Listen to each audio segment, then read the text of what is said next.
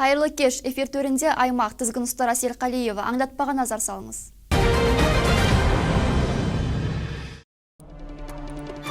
Қаратау қалай дамиды? Облыс басшысы Талас ауданы әкімінің есебінен көңілі толмады. Байзақтықтар биыл бөркін аспанға лақтырмақ. Аудандық маңызы бар автомобиль жолдары. Сонымен қатар ауыл-ауылға қатынайтын қара жолдың барлығы тақтайдай тегіс болмақ. Нақтыласақ, 56 шақырымды құрайтын 53 көше күрделі жөндеу жұмыстары жүргізіліп жатыр. Жалпы жол жұмыстарына бюджеттен 1 миллиардқа жуық қаржы қарастырылған. Шаһарымыз дүниежүзілік қолөнершілер ордасына айналмақ. Осы орайда дүниежүзілік қолөнершілер кеңесінің президенті мен орынбасары біздің қаладағы Аспара колледжіне табан тіреді. Міне, мынадай керемет өнерлерін тамашалап, өз бағаларын берді.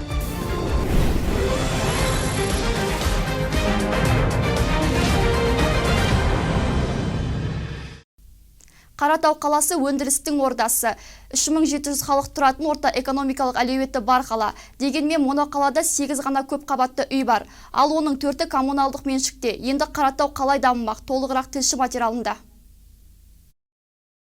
Бас ғимаратта өткен жиында алдымен үй мәселесі қаузалды. Атап өткенімізде 4 коммуналды меншіктегі үйдің бүгінде тоз-тозы шыққан. Кәріз жүйелері ескіргені соншалық тұруға жарамсыз дейді жауаптылар. Қайта жөндеу үшін жобалық сметалық құжаттар бойынша 39 миллиард керек екен. Ал бұған жергілікті бюджеттің шамасы жетпейді. Енді кезекте тұрған 1483 моноқала халқына қайтпек керек.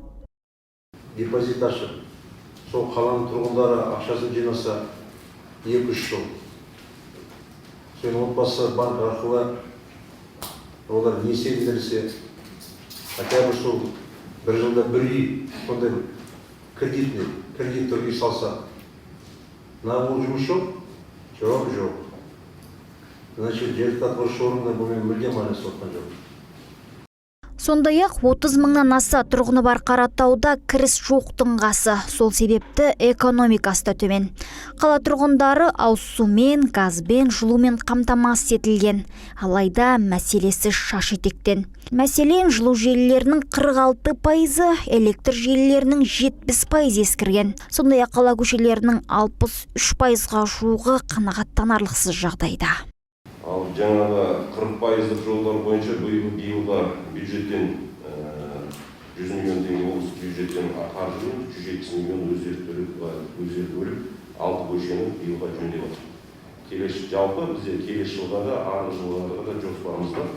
Оның жалпы біздің 67 көшені жөндеуіміз биылмен қосқанбыз. Жалпы аймақ басшысына Талас ауданы әкімінің есебі мүлде ұнамады. Себебі Барлық бағыт бойынша басқармалармен келісілген жоспар болу керек. 2 жылда, 3 жылда, немесе 5 жылда, қанша жылда сіздер сол атқарып, проблеманы шешесіздер.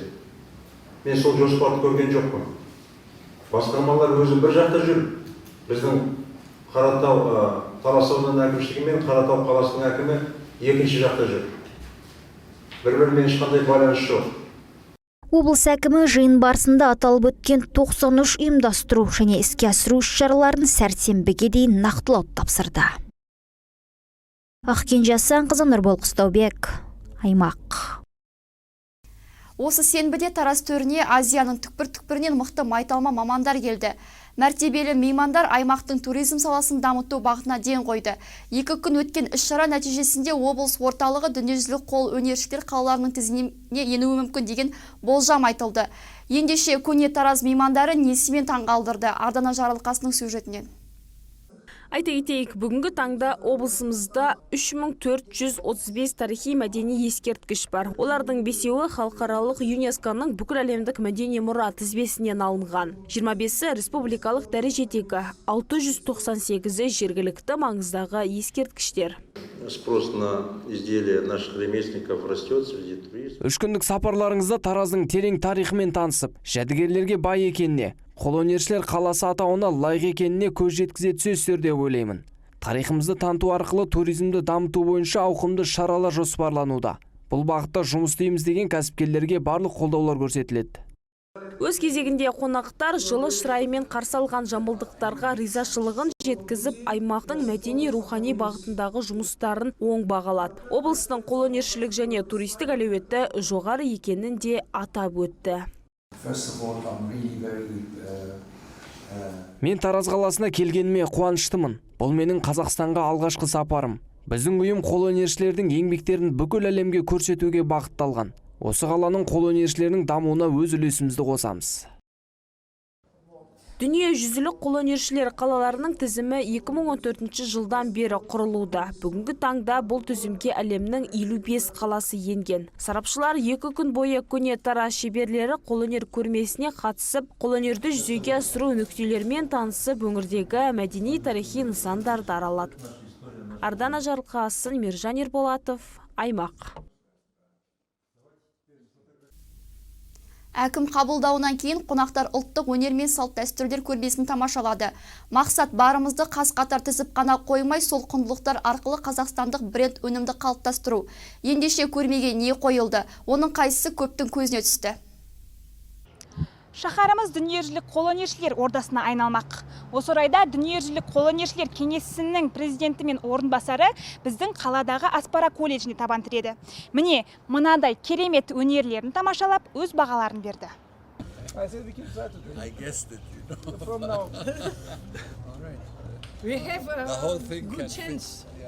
Көпшілік таңдауы бойынша бұл көрмеде әулеталықтар киіз өнімдерін шығару өнері бойынша ұсыныс білдірді. Осы арқылы қолөнер түрін қайта заманауи бағытқа жаңғыртып, өнер түрін облыс орталығының брендіне айналдыруды көздейді. Және де біз бұл жерге киім мен жүннен жасалған киімдермен қатар төсеніштер, ыдыстар, және сол ыдыстардың сыртында ыдыстың қаптарын, және де текеметтер, кигіз басу. Бүгін осы жерде көрсетілетіні кигіз басуды мастер-класс көрсетеміз. Одан кейін сол кигізді шелк матасына біріктіру саласын көрсетеміз. Және де сол жүннен шашқа тағатын әшекейлер, кеудеге тағылатын заколка, брошкаларды көрсетіп, мастер-класс көрсетеді балалар өзіміз. Мен өзім жалғыз емес, біз жалпы немен жасаймыз? Топпен біз бір аптада 3 жұмыс бітіреміз. Сонымен осы күнге санала келгенде біз 30-35 шақты жұмыс бітірдік. Қарасаң көз тоймайды. Барлығы қолдан жасалған. Ата-баба аманатын арқалап келген керемет дүниелер. Сарапшылар ұлттық өнерімізге деген зор ықыластарын білдіріп, таңданыстарын жасырмады. Приглашается на третьем этапе официально. Сіздерді ресми түрде Азия хатшысы таныстыратын салтанатты шараға шақырамыз. Онда біздің дүниежүзілік кеңсе мүшелері мен арнайы алғыс хаттарды табыстаймыз. Айта кетейік, сарапшылар тізімінде дүниежүзілік қолөнершілер кеңесінің президенті, Азия тынық мұхиты аймағы қолөнершілерінің дүниежүзілік кеңесінің вице-президенті және Қазақстан қолөнершілер одағының президенті болды. Жамбылдық дизайн саласының мамандары да көрмеге қатысып, өзара тәжірибе алмасты. Назерке Аяз, Мержан Ерболатов, Аймақ.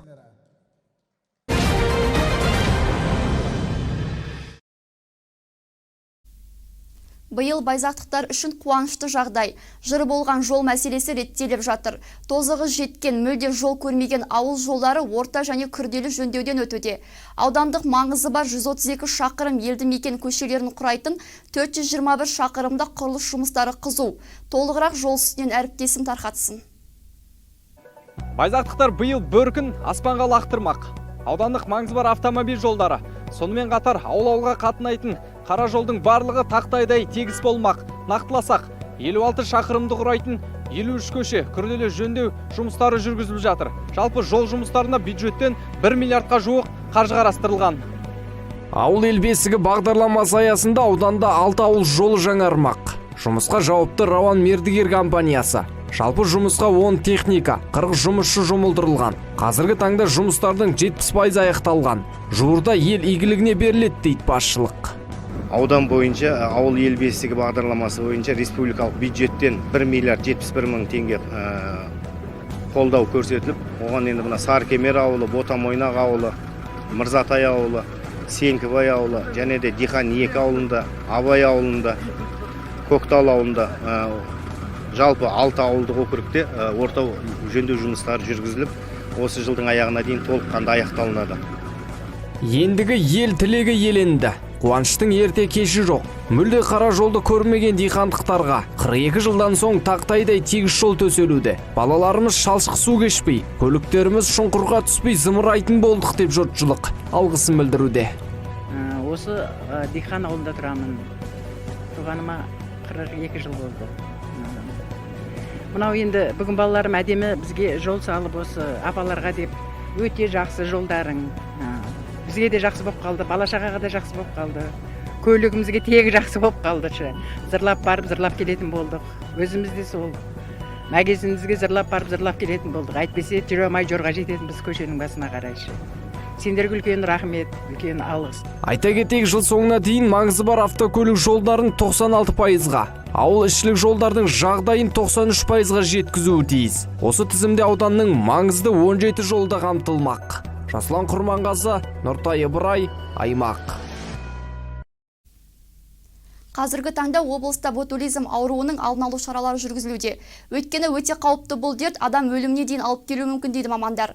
Індеттің белгілері қандай? Бүгін өткен баспасөз алаңында талқыланды. Аймақта 2022 жылдың бірінші жарты жылдығында ботулизм ауруымен 2 жағдайы тіркелген. Абырой болғанда қаза болғандар жоқ.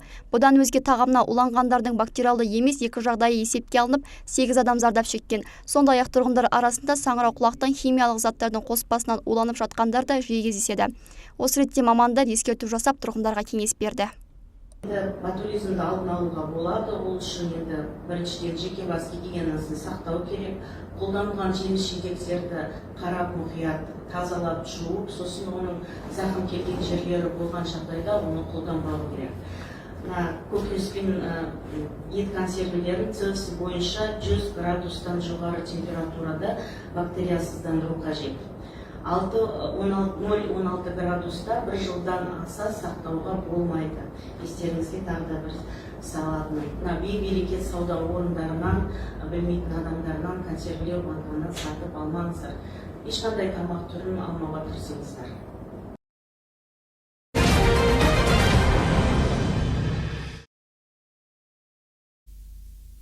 Қала тұрғындарына осы жұмада Сарысу ауданының саңлақтары жанды дауысты ән айтып, мерекелік концерт ұсынды.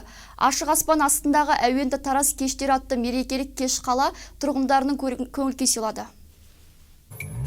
Сен қуансаң мен бірге қуанам, саған ғана сүйенемін жұбанам.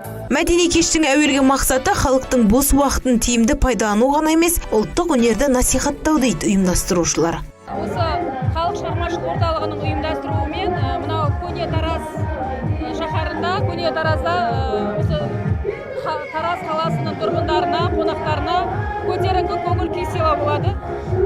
Іс-шараға Сарысу ауданынан жалпы 40 шақты өнерпазымыз келіп, өнер көрсетіп жатыр. Ашық аспан астындағы кеште отандық хит және патриоттық әндер шырқалды. Көркем өнерпаздардың өнері халықтың да көңілінен шыққандай. Концерт өте жақсы ұнап жатыр. Мен өзім концертті жақсы көретін адаммын дейді. Жақсы келіп отыр. Кіммен келіп отыр? Мен өзім 3 қызыммен келдім. Өзім микрорайонда тұрамын. Қыдырып келгем. Концерт жақсы ұнайды. Настроение жақсы. Өзім ауырыңқырап тұрған едім, бірақ настроением көтеріліп тұрды. Айта кетерлігі, облыс өнерпаздарының қатысуымен мұндай концерттер әр апта ұйымдастырылады. Ал Көне Тараз этно-мәдени кешенінде 26 тамызға дейін әр жұма күні өткізіледі. Гүлнар Тайжан, Нұрбол Қыстаубек, Аймақ. Басқа да жаңалықтарды біздің Instagram және Facebook парақшамызда немесе YouTube каналымыздан көре аласыздар. Ел аман, жұрт тыныш болсын.